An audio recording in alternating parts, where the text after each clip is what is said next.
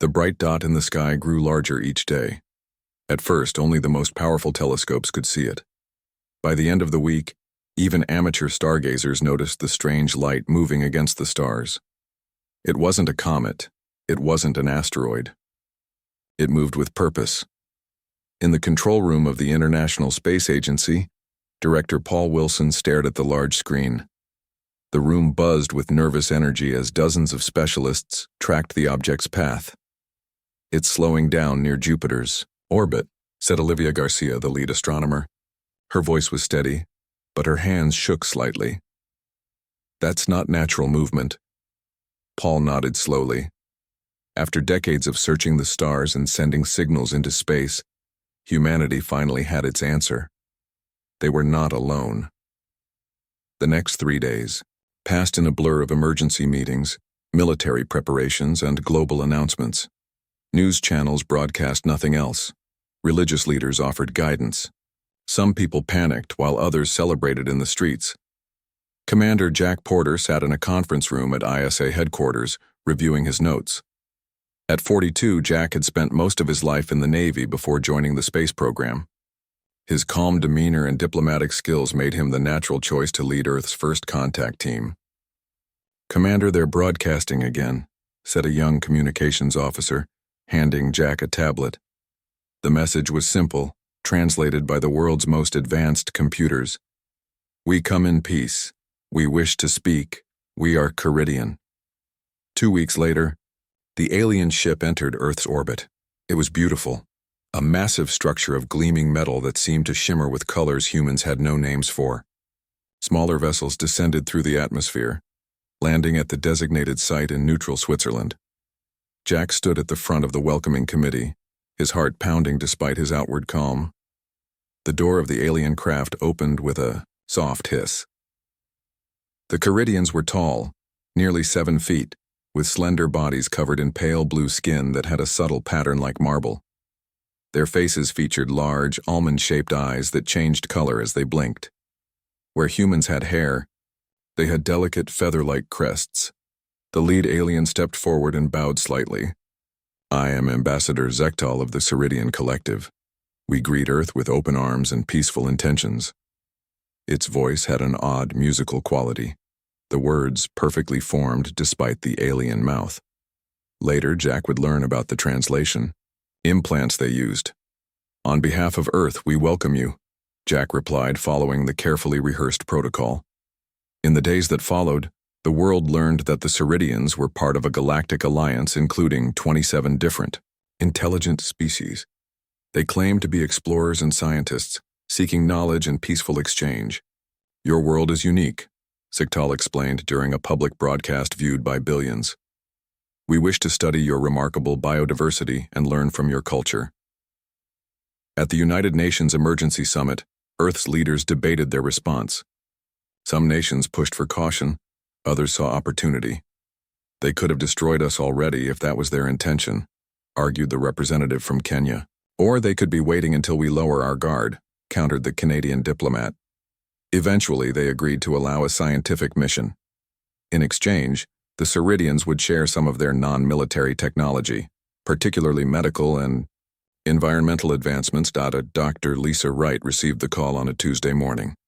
A respected xenobiologist with 3 PhDs, she was chosen to lead the human scientific team working with the aliens. "This is the opportunity of a lifetime," her colleague Ryan Peters said as they packed equipment. "Actual aliens," Lisa smiled but felt uneasy. Something about the Ceridians' eager interest in Earth's life forms seemed odd. Their questions were too specific, like they were looking for something particular.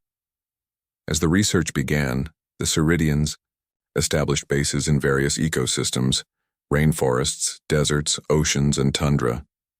They collected samples of every plant and animal they could find. They studied human history with great interest, especially ancient civilizations. No one suspected their true purpose. No one guessed what they had really come to find. Not even Lisa, who watched them closely, could imagine how their discovery would change everything, for Earth and for the entire galaxy. 6 months passed since the Ceridians began their research on Earth. What started as excitement had slowly turned to routine for most people. The aliens kept to themselves, working in their research stations around the world. They shared some medical technology that helped cure several diseases, which kept most governments happy. But Dr. Lisa Wright noticed changes in their behavior. The Ceridians had shifted their focus. They no longer seemed interested in plants or animals. Instead, they requested more and more human blood samples, tissue samples, and access to DNA databases. "They've asked for another 500 volunteers," said Ryan Peters, looking up from his tablet. "This time they want people with ancestry from specific regions." Lisa frowned. "What regions?" "Mostly places with ancient civilizations: Egypt, Mesopotamia, the Indus Valley, ancient China, and Peru," Ryan replied. Lisa walked to the window of their lab. Outside, she could see the main Ceridian research dome. The aliens moved with purpose, their tall blue figures gliding between equipment that humans still didn't understand. "Something's not right," she said quietly. "They're looking for something specific in us." The next day, Lisa received a call from Frank Miller. Frank was a military specialist assigned to observe the alien research team in Egypt. "Dr. Wright, I think you should see this," Frank said, his voice tight with concern. "They're digging up ancient burial sites without permission. When I questioned them, they said it was approved. It wasn't." Lisa flew to Egypt that night. Therefore, desert air was cool when she arrived at the excavation site near the Valley of the Kings. Frank met her at the perimeter. "They've been working around the clock," he whispered as they watched from a distance, taking bone samples from remains that are over 4,000 years old. Lisa used her security clearance to enter the site the next morning. The lead Ceridian researcher, a scientist named Vertan, seemed nervous when he saw her. "Dr. Wright, we did not expect you," he said, his color-shifting eyes flashing rapidly. "Just a routine check," Lisa replied casually. "What have you found in these ancient remains?" Vertan hesitated. "Nothing of significance. Just cataloging human evolution." But Lisa noticed how quickly he moved to cover a screen displaying DNA analysis. She managed to glimpse it briefly. There was something unusual marked in the genetic code, something that made the Ceridians very excited. 3 days later, back at the main research facility, Lisa was reviewing data when she noticed unusual network activity. The Ceridians were sending large encrypted data packets to their ship in orbit. She couldn't access the content, but the timing matched their increased interest in human genetics. That evening, Lisa shared her concerns with Commander Jack Porter over a secure line. "I think they found something in our DNA," she explained, "something they didn't expect to find." Jack's face on the screen looked troubled. "Do you think we're in danger?" "I don't know," Lisa admitted. "But they're not being honest about their research." The next week, the Ceridians announced a breakthrough. They wanted to conduct detailed genetic testing on 100 human volunteers. They promised medical advances in return: cures for cancer, extended lifespans, and treatments for genetic diseases. World leaders eagerly agreed, seeing only the potential benefits. Few questioned why the aliens were suddenly so generous. Lisa was assigned to monitor the testing program. On the first day, she watched as volunteers happily provided blood and tissue samples. The Ceridians treated them with great care, almost like they were precious specimens. During a break, Lisa slipped into the alien lab using her access card. She quickly copied files from an unattended terminal onto her secure drive. She didn't have time to look at them before a Ceridian entered the room. That night, alone in her apartment, Lisa opened the files.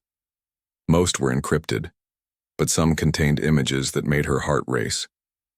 The Ceridians had isolated an unusual genetic marker in human DNA, one that wasn't present in any other species they had encountered across 27 worlds.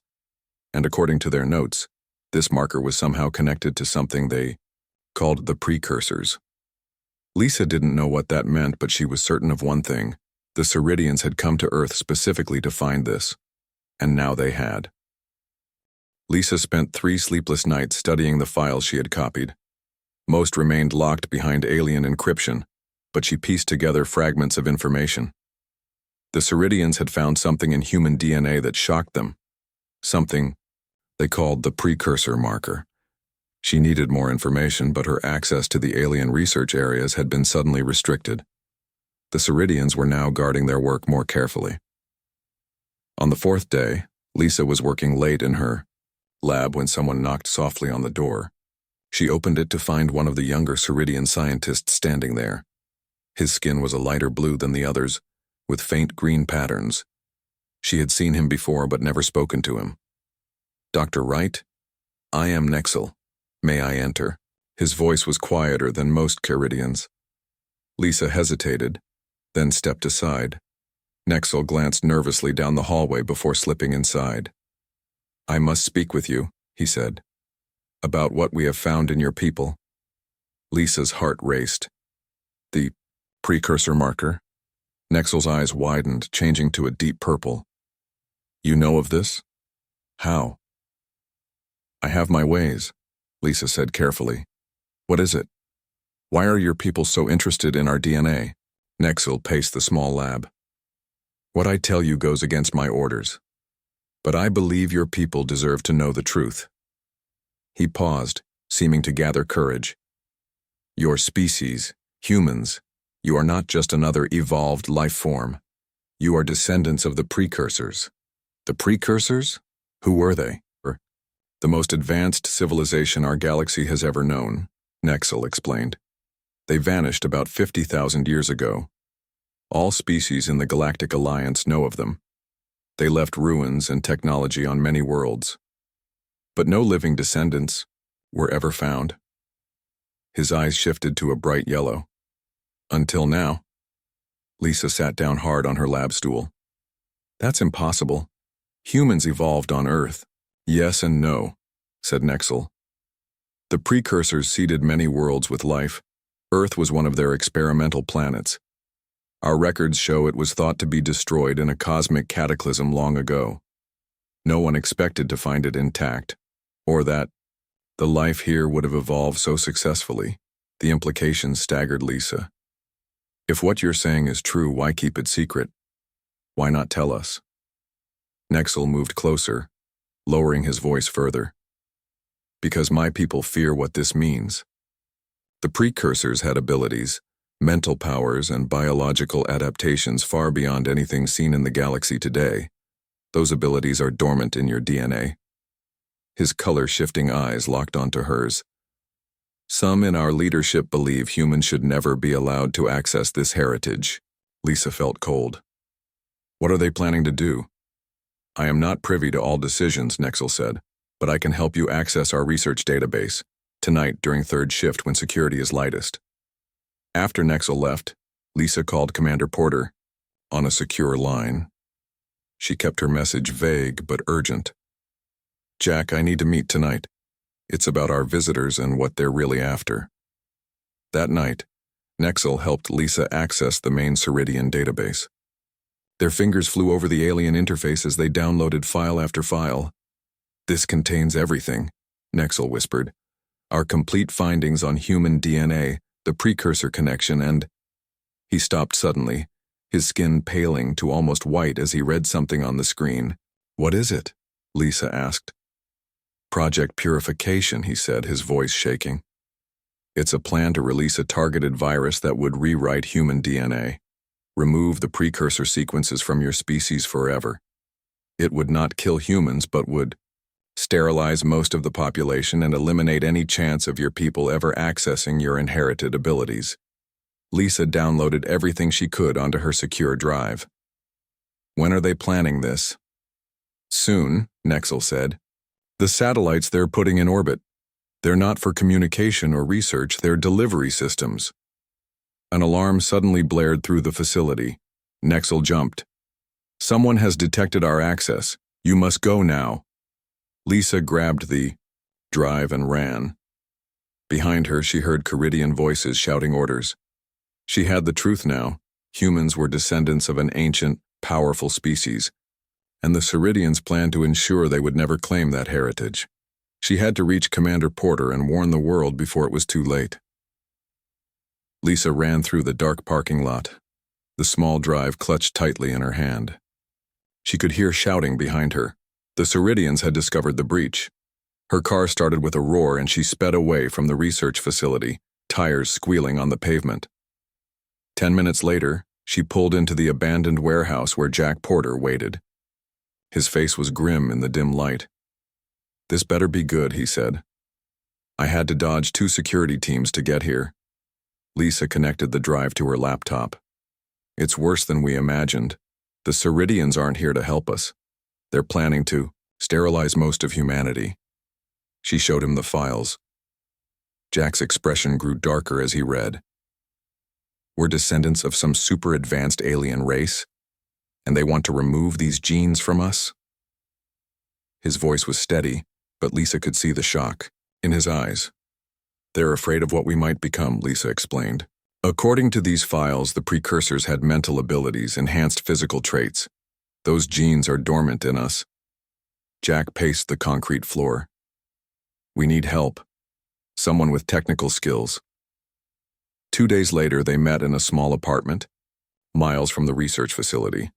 Maria Garcia, NASA's top engineer, studied the technical files Lisa had stolen. "These satellites they're putting in orbit, they're definitely weapons," Maria said, pointing to the schematics. "Designed to release something into the atmosphere. But there's something weird here." She highlighted part of the design. "These power arrays don't match the rest of the technology, almost like they were designed by someone else." "How soon can they activate them?" Jack asked. "Based on launch schedules, they'll have full coverage in 2 weeks," Maria replied. Jack nodded, slowly. "We need military support. I know someone we can trust." Navy Captain Alan Lewis listened silently as they explained everything in his office at the naval base. When they finished, he locked the door and lowered his voice. "I've had my suspicions. The Ceridians have been too interested in our military capabilities, asking too many questions." He pulled up a map on his screen. "They've established bases near every major military installation. We thought they were just being thorough with their research." "Will you help us?" Lisa asked. Alan nodded. "I have a small team I trust completely. We can start gathering evidence, prepare countermeasures." Over the next week, their resistance group grew carefully. They worked in secret, knowing that many world leaders had become dependent on Ceridian technology and might not believe the threat. Maria made a breakthrough while studying the Ceridian communications. "I've been analyzing their transmissions," she told the group during a late-night meeting. "There's a pattern to their tech that might give us an advantage. Their systems seem affected by certain human brainwave patterns." "What do you mean?"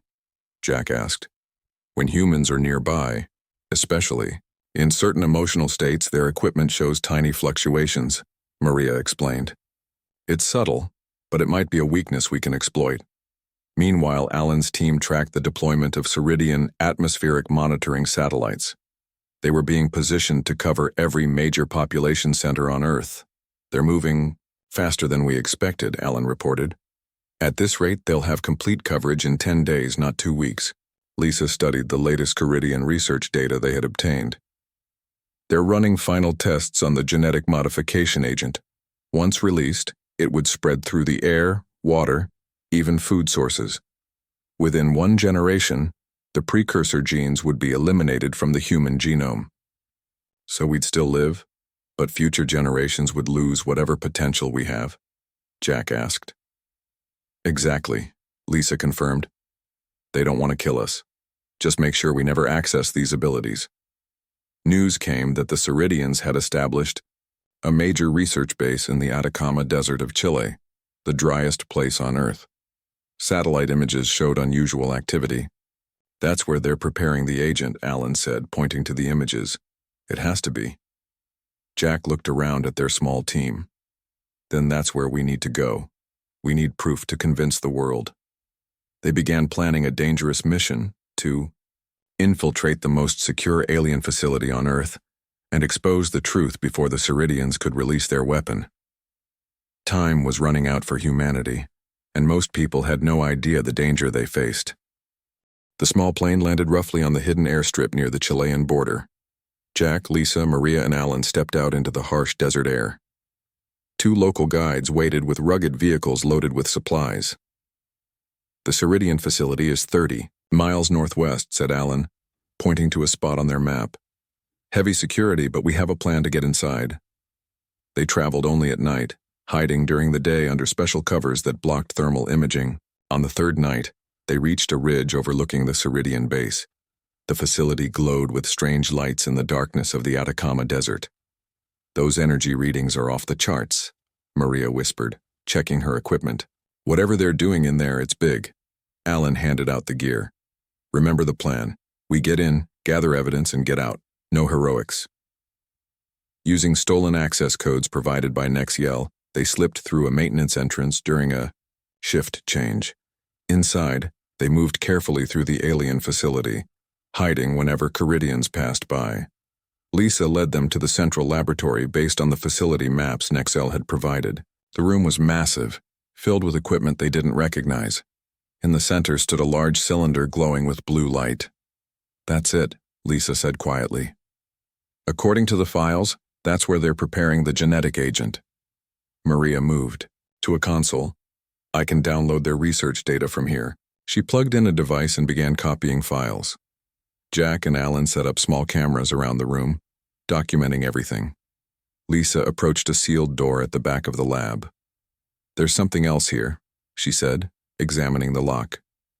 This room wasn't on the maps. Alan helped her override the security system. The door slid open with a soft hiss. Inside was a single pedestal holding a strange object. It was about the size of a basketball, made of a material that seemed to shift and change like liquid metal. Symbols covered its surface, glowing faintly. "What is that?" Jack whispered. Lisa stepped closer. I think it's precursor technology, something they found." Suddenly the object pulsed with light. Lisa felt a strange tingling sensation spreading through her body. She tried to step back but couldn't move. "Lisa!" Jack lunged forward to pull her away. The moment he touched her, the object flashed brilliantly. Energy surged through the room, knocking them all to the floor. Alarms began blaring throughout the facility. "We need to get out now," Alan shouted, helping Maria to her feet. They ran from the lab, Lisa and Jack supporting each other. They felt strange, lightheaded and unusually strong at the same time. Ceridian guards appeared at the end of the corridor. Jack raised his hand. Instinctively, as if to shield the others, and the guards flew backward, slamming into the wall. Everyone froze in shock. "Did you just—" Maria stared at Jack. "I don't know what happened," he said, looking at his hands in disbelief. There was no time to figure it out. They fought their way out of the facility, discovering new abilities as they went. Lisa could sense where guards were before seeing them. Maria touched a control panel and somehow knew exactly how to shut down the security system. Alan found he could move with incredible speed and strength. They made it to their vehicles and sped away, into the desert night, the Ceridian alarm still echoing behind them. Miles away, they stopped to rest in a hidden canyon. "What's happening to us?" Lisa asked, her voice shaking. Maria ran a scanner over each of them. "Our brain activity is off the charts, and there's something else. Changes in our DNA. Parts that were dormant before are activating. The precursor." "Artifact," Lisa realized. It must have triggered something in our genes. Jack demonstrated his new ability by lifting a large rock with just a thought. "Is this what the Ceridians were afraid of? That we'd develop these powers?" "It seems the precursor genes were designed to activate eventually," Lisa explained. "We just got a jump start from direct contact with their technology." Alan looked grim. "If this is happening to us, the Ceridians will accelerate their plans. We need to warn everyone." As dawn broke over the desert, they received an urgent message from their contacts. Strange events were occurring worldwide. People were developing unusual abilities near ancient sites. Precursor technology, buried for millennia, was activating across the globe. The awakening had begun, and the Ceridians were now moving to full attack mode. The world changed overnight. News of people developing strange abilities spread across the internet. Governments tried to control the information, but videos and stories multiplied too quickly. Panic grew in some areas, while in others, people celebrated what they called the next step in human evolution. Jack, Lisa, Maria, and Alan made it back to the United States, 3 days after their escape from the Ceridian facility. They met in a secure underground bunker that Alan had prepared. The Ceridians have stopped all pretense of friendly research, Alan reported. They've recalled their scientists to their ships and cut communication with world leaders. Maria pointed to a screen showing satellite images. And look at this. Their main vessel has moved to a low-orbit position. 3 smaller ships have taken up positions around the planet. They're preparing to attack, Jack said grimly. Suddenly, all their phones beeped simultaneously. Emergency alerts flashed across screens worldwide. A new alien fleet had entered the solar system. More Ceridians? Lisa asked, her heart sinking. Alan checked the incoming data. No, different energy signatures. Another species entirely. Within hours, Earth's leaders received a transmission from the new arrivals. They called themselves the Ilarians, a race with silvery skin and 4 arms. Their ships were elegant, with curved lines unlike the angular Ceridian vessels. People of Earth, their message began, broadcast in all languages. We come to warn you about the Ceridians. They have not been honest about their intentions. We offer our alliance and protection. World governments scrambled to respond. Some wanted to trust the new aliens, while others feared another trap. Keo. Team watched the chaos unfold from their bunker. Can we trust these Ilarians? Jack wondered. Before anyone could answer, an alert sounded. Someone was approaching the bunker entrance, someone who knew the secret access codes. They prepared for a fight, but when the door opened, Nexel entered. The young Ceridian looked exhausted, his normally blue skin pale and dull. I escaped before. They could question me, he explained. I needed to warn you. My people are preparing a first strike against major cities. What about these Ilarians? Lisa asked. Can we trust them? Nexel's eyes shifted color rapidly. The Ilarians are rivals of my people. They've been monitoring our transmissions about humans. They now know about your precursor heritage. So they want to help us? Maria asked skeptically. Their interest is not purely altruistic, Nexel admitted. The discovery of living precursor descendants has created a political crisis in galactic society. Some want to destroy you. Others want to study you, and some genuinely want alliance. Jack made a decision. We need to talk to them directly. Can you arrange it? 24 hours later, their small team sat in a meeting room aboard the Ilarian, flagship in Earth orbit. The Ilarian ambassador Tysara stood before them, her 4 arms making elegant gestures as she spoke. For thousands of years, the galaxy has been shaped by the legacy of the precursors, she explained. Their technology, their knowledge, it's the foundation of our civilization. But they vanished completely, leaving only ruins and artifacts. Until now, Lisa added. Yes, Tysara nodded. Until we discovered you, their children. This changes everything. The Ceridians fear you will claim the precursor legacy and upset the balance of power. We just want to survive, Jack said firmly. The Ceridians will not allow that, Tysara replied. They believe your potential is too dangerous. Other species are divided. Some support your right to exist. Others fear you like the Ceridians. Alan leaned forward. What about your people? What do the Ilarians want? An alliance, Tysara said simply. We believe your emergence could balance the Ceridian dominance in our sector of the galaxy. But time is short. Our scouts report. The Ceridian attack fleet is preparing to move. As if confirming her words, alarms blared throughout the ship. A tactical officer rushed in. Ambassador, the Ceridians have launched their first attack. They're targeting human population centers with precision strikes. Jack looked at the others. The moment they had feared had arrived. How many ships do you have? He asked Tysara. Not enough, she replied honestly. We came prepared for diplomacy, not war. Maria spoke up. Then we'll need to awaken more humans with abilities, and we need to find more precursor technology on Earth. There's a precursor installation that our research detected, Nexel offered hesitantly. Deep under your Pacific Ocean, the Ceridians plan to destroy it after extracting what they needed. Lisa felt a surge of hope. Then that's where we need to go next. The war for Earth's future had begun. The Ceridian attack was swift and devastating. Their energy weapons cut through Earth's defenses like paper. Military bases, communication centers, and power grids fell silent. Global communications were in chaos. Jack watched the destruction from the Alarian ship's command center. "We need to get to that underwater precursor installation now." The Alarian shuttle dropped them in the middle of the Pacific Ocean, where a small research vessel waited. Captain Allen had gathered his most trusted crew members, all now aware of the true situation. "The installation is 4 miles down," Nexel explained, pointing to a map. "In an underwater trench. My people discovered it but couldn't access the main systems. As they prepared to descend in a reinforced submersible, they received reports from around the world. The Ceridian attack had stalled, thanks partly to the Alarian ships providing some protection. But more importantly, awakened humans were fighting back, using their new abilities to defend cities and bases. "It's working," Lisa said, watching video feeds of people using telekinesis to deflect alien energy blasts.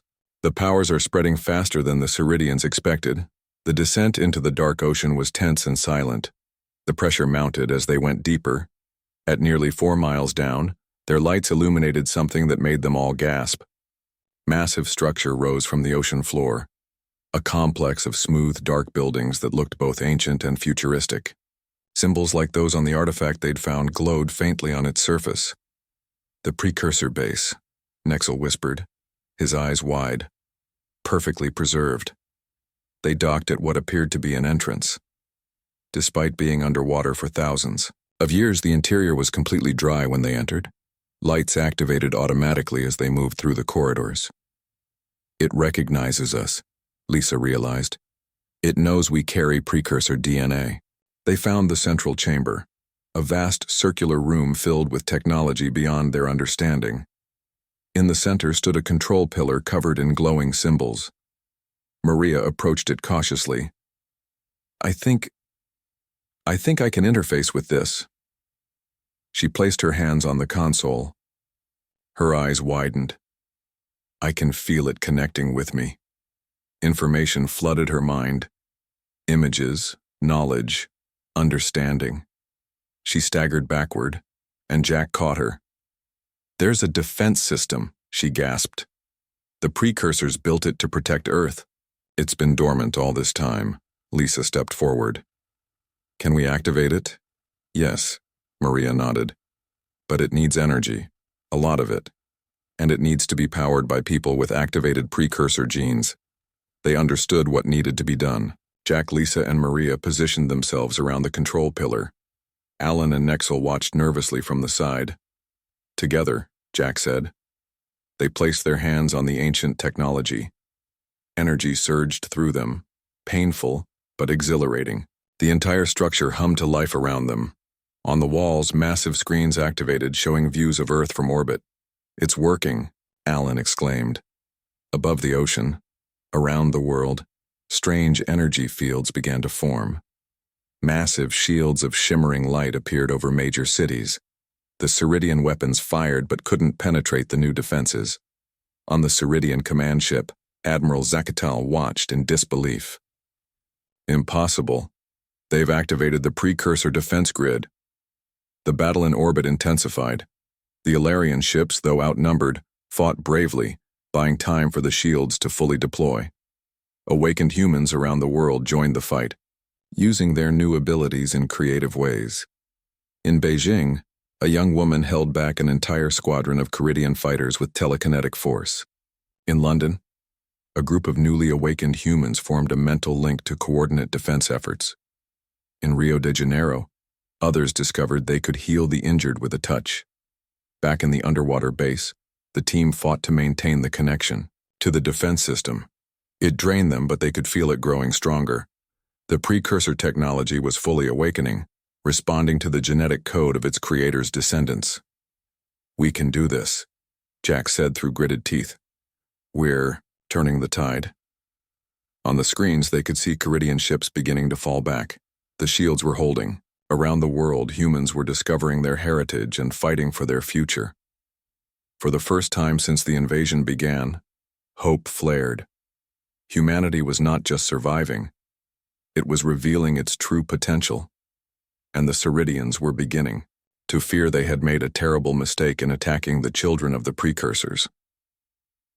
3 days after the activation of the precursor defense system, the Ceridian fleet retreated to the edge of the solar system. Their ships had suffered heavy damage from the combined forces of awakened humans and Alarian allies. In the underwater base, Jack, Lisa, and Maria had learned to control the ancient systems without completely draining themselves. The knowledge of the precursors flowed into their minds, teaching them about their heritage. The precursors didn't just disappear, Lisa explained to Alan as they studied the base's historical records. They evolved beyond physical form. But before they did, they seeded dozens of worlds with their DNA, hoping their children would one day carry on their legacy. On the surface, the world was forever changed. News channels showed footage of people using newfound abilities to clear rubble, heal the injured, and rebuild damaged cities. The number of awakened humans grew daily as more precursor sites activated around the globe. Admiral Zektal of the Ceridian fleet requested a meeting. The gathering took place on neutral ground, an Alarian diplomatic vessel positioned between Earth and Mars.